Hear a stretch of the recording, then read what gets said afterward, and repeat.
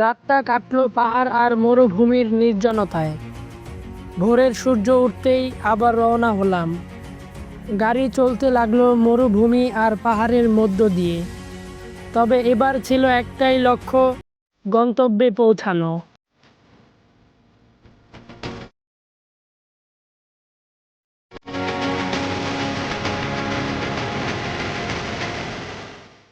এখন যে রাস্তাটি দেখছেন, এটি মিশরের সরকার শুধুমাত্র ইমাম আবুল হাসান আশ-শাযুলি রহমাতুল্লাহি আলাইহি এর মাকবারায় যাওয়ার জন্য পাহাড় কেটে তৈরি করেছেন।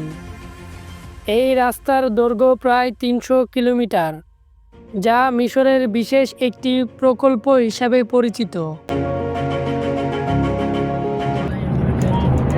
السلام ورحمة الله وبركاته. نحن الآن ندخل إلى الإمام العظيم. আমরা দীর্ঘ পথ পাড়ি দিয়ে এসেছি শুধু ইমাম শাযুলি রহমাতুল্লাহ আলাইহি এর মাকবারা জিয়ারত করার উদ্দেশ্যে। আলহামদুলিল্লাহ, কিছুক্ষণের মধ্যেই আমরা তার মাজার শরীফে প্রবেশ করতে যাচ্ছি। إن شاء الله نذهب إلى عميصرة وسوف نرى. শুকরান। السلام عليكم.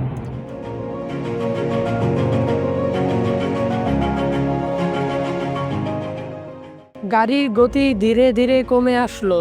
সামনে চোখে পড়ল সেই কাঙ্ক্ষিত দৃশ্য, ইমাম শাযুলি রহমাতুল্লাহি আলাইহি এর মাজার।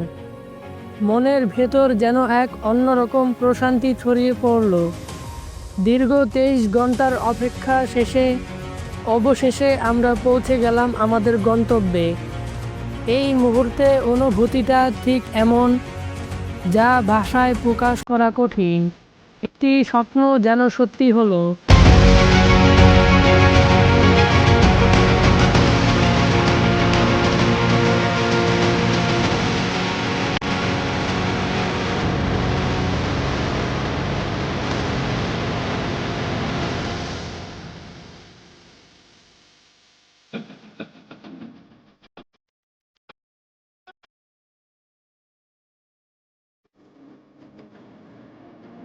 আসসালামু আলাইকুম ওয়া রাহমাতুল্লাহি ওয়া বারাকাতুহু।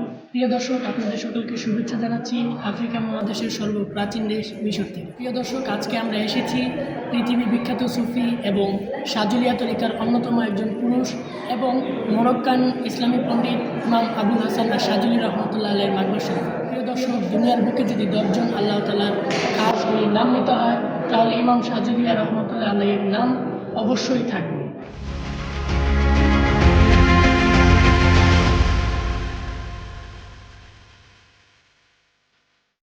ইমাম আবুল হাসান আশ-শাযুলি রহমাতুল্লাহি আলাইহি 1196 সালে মরক্কোর উত্তরে সেউতার কাছে জন্মগ্রহণ করেন, যা রিফ অঞ্চল নামেও পরিচিত।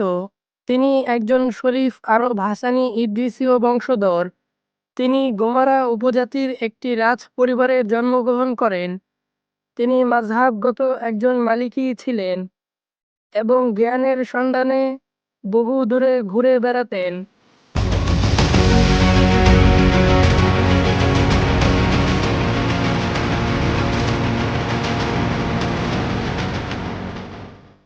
মাজারটি এমন একটি স্থানে অবস্থিত যা চারদিক থেকে পাহাড় বেষ্টিত। এই পাহাড়গুলোর ওপাশেই রয়েছে সুদানের সীমান্ত, অর্থাৎ তার মাকবারা শরীফটি মিশরের শেষ প্রান্তে সুদান সীমান্তের পাশে অবস্থিত।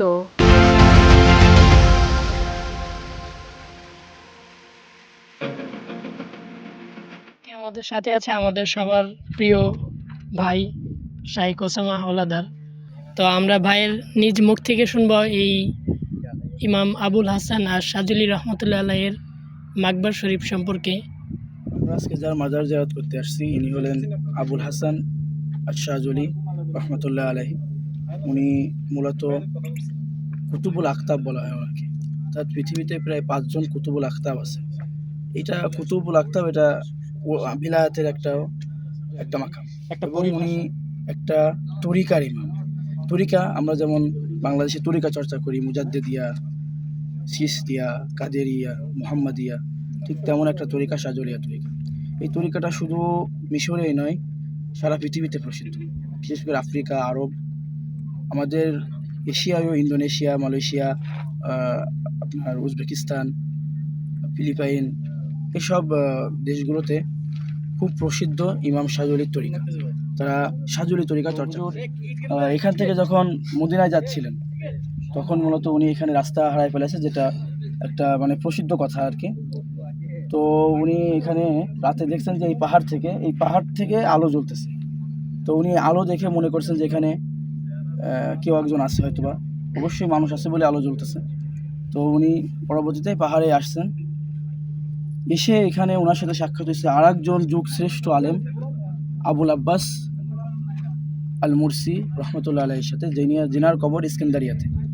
উনি হচ্ছেন ইমাম বসরি রহমতুল্লাহ আলাইহির উস্তাদ, এবং এখানে তাদের দুজনের সাক্ষাৎ হয় ইমাম শাহওয়ালি রহমতুল্লাহ আলাইহি। তো এখানে একটি ইখতিলাফ আছে, কেউ কেউ বলেন যে এখানে তাদের দুজনের সাক্ষাৎ হওয়ার পর ইমাম আবুল আব্বাস আল মুরসি ইমাম শাহওয়ালি রহমতুল্লাহ আলাইহি থেকে তরিকার দীক্ষা নিয়েছে।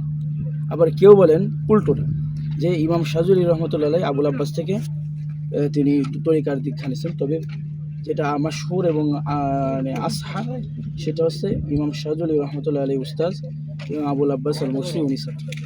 তো এখানে তাদের সাক্ষাৎ হয়। পরবর্তীতে উনি আর হজের ব্রত পালন না করার আগেই উনি এখানে হজ গ্রহণ করেন, আর ওনার মাকাম এই পাহাড় বেষ্টিত এলাকায় ওনার কবর দেওয়া হয়, যেটা আজকে আমাদের নিচেই আছে। এতটুকুই ছিল দ্বিতীয় পর্ব। তৃতীয় পর্বে আমরা লোহিত সাগর দেখানোর চেষ্টা করব, তাই যারা এখনও সাবস্ক্রাইব করেননি তারা দ্রুত সাবস্ক্রাইব করুন।